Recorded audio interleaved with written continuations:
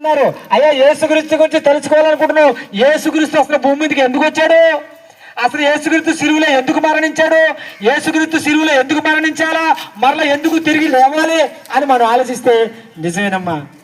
యేసుక్రీస్తు భూమి మీదకి ఎందుకు వచ్చాడంట? నిన్ను నన్ను రక్షించడానికి వచ్చాడు. యేసుక్రీస్తు ఎందుకు మరణించాడు తెలుసా?